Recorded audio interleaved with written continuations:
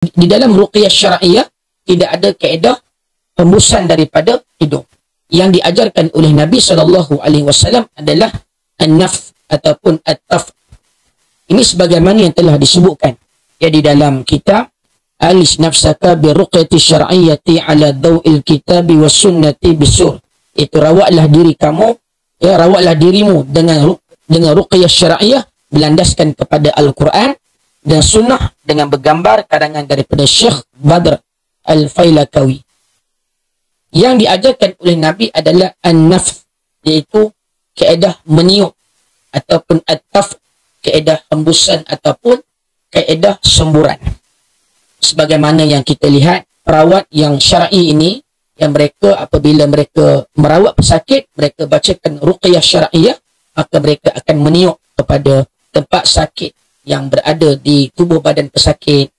Maka itulah yang diajarkan oleh Nabi SAW. Ataupun kaedah semburan, tiupan. Sebagai contoh, kalau tiupan, kita tiup. Dan kita tiup sebegitu.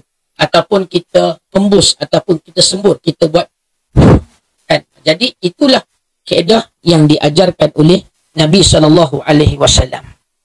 Bagi kaedah menyembur ini, di antara dalilnya, sebagaimana yang telah diriwayatkan oleh Abu Sa'id Al-Khudri, ketika beliau meru'yah seorang ketua kaum yang diuji dengan sengatan binatang berbisa, maka dia pergi dan dia menghembus ataupun menyembur ke tempat sakit yang berada pada ketua kaum tersebut dengan membaca Al-Fatihah.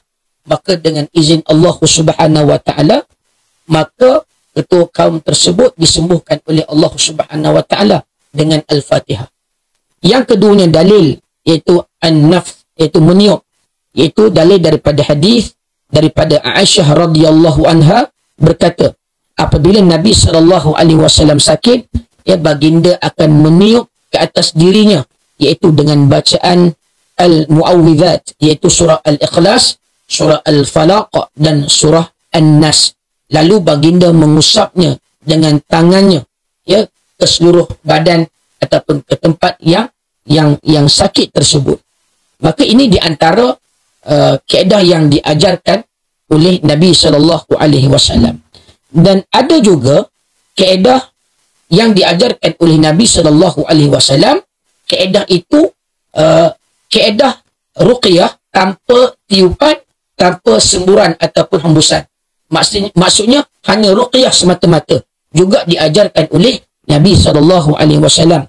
Ini bersandarkan kepada dalil keharusan ruqyah tanpa tiupan ataupun hembusan, iaitu hadis daripada Ibnu Abbas radhiyallahu anhu. Beliau berkata, Nabi SAW membacakan doa perlindungan kepada Al-Hasan dan Al-Husain, itu cucu Nabi SAW, dan baginda bersabda, u'idukuma bi kalimatillahi tammah min kulli syaitanin wa hammah wa min kulli ainin lammah. Riwayat Al-Bukhari. Maka ini adalah satu dalil yang menunjukkan kepada kita, ya, ada kaedah ruqyah tanpa tiupan ataupun semburan ataupun hembusan.